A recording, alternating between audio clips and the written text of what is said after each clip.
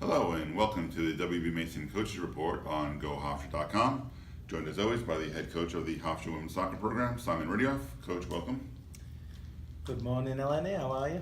Doing well, thank you. Let's jump right into it. Look at the week that was in Hofstra Women's Soccer.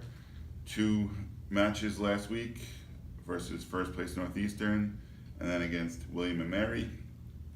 Didn't get the results that you necessarily wanted. A 1-0 loss to the Huskies, and then you salvaged a draw with William and Mary, and we'll get to that in a minute, but a late goal gives you the 1-1 tie.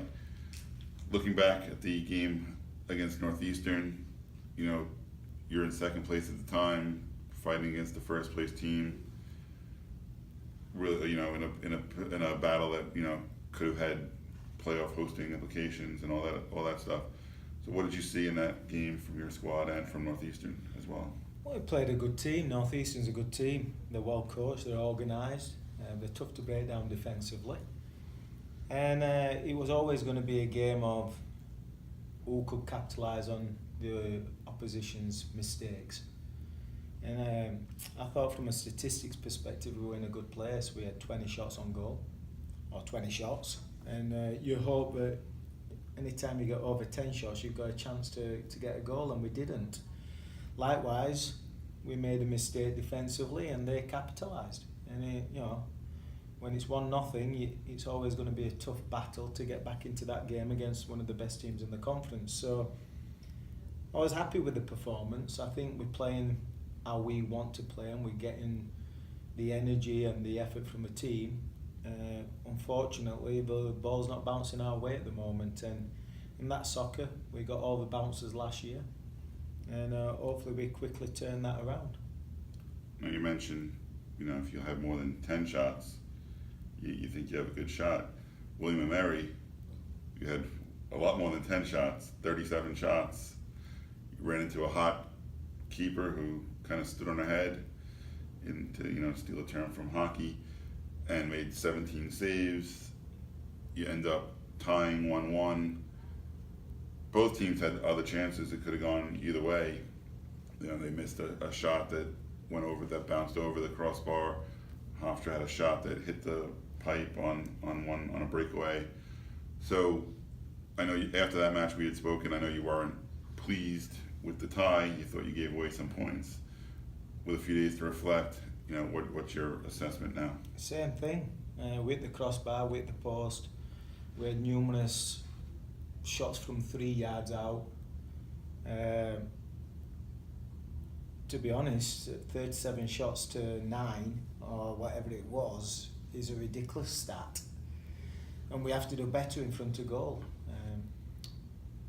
We negated most of their offensive threat, but they still got in behind us twice.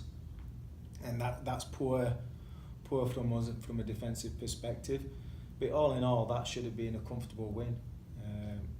When their goalkeeper made 16 saves, and some of them, to be honest, she wasn't really aware of making that save. It hit her because it was such a point-blank shot. We have to do better, and the thoughts are still the same. That's a game that we let get away, and we can't afford to do that. Again, the performance was good. I'm happy with the energy levels and where we're at. I thought it was a thoroughly dominating performance, but we need to do a little bit better in front of goal. We need to put those chances away, and the game would have been a far easier Sunday afternoon game than it actually became. And credit to William and Mary. They created a couple of really good chances, and they didn't, the goalkeeper, like you said, stood on her head, made some really good saves. But again, if we have any aspirations to win this conference, we have to win that game, and we didn't. So not good enough in the end, but we've got 3 games to rectify that, and got a tough game tomorrow, but we'll be ready to give it as good a go as possible. Right. Since you brought it up, let's talk about tomorrow. Tomorrow night in Philadelphia against Drexel. The first of 2 road games this week. Again, Sunday at Elon, so you have a little bit of a travel week this week. What's the message to the team going into these 2 games now that things in the standings aren't as clear as they were a week ago. Yeah, it's always the same mantra. It's game by game. We know Drexel's going to be organised. Riddioug's done a tremendous job, especially the last 5 or 6 years. They've become one of the dominant teams in our conference. They're physically imposing. They're organised. They're difficult to break down. They've got some key components to deal with. And it's in Philadelphia. It's always a tough battle for Hofstra. So we've got to go there and we've got to match their intensity and their physicality. And if we can do that and play as well as we have, it's going to be a good result. But the consistency is always the question. I thought on Sunday was the first time we put in a 90-minute effort. Thursday we put in a good 60-minute effort. So hopefully we're on the right trajectory. But again, we talk about performance and results. At the beginning of the year, I'd be very happy with this past week. But we're in a results-oriented profession, and now results count. So we should have done better results-wise. We have to get results now, and that's heading into Drexel and Elon. We've got to go with the mentality that we've got to get points on the board. Second trip to North Carolina on Sunday. What challenges Elon present? Well, they're good at home. It's a new coach, so he's got a good reputation from Texas Tech, but I don't know much about him. I don't know how he's going to address our team. I don't know what he's going to do in preparation for our team. We always have good battles with Elon.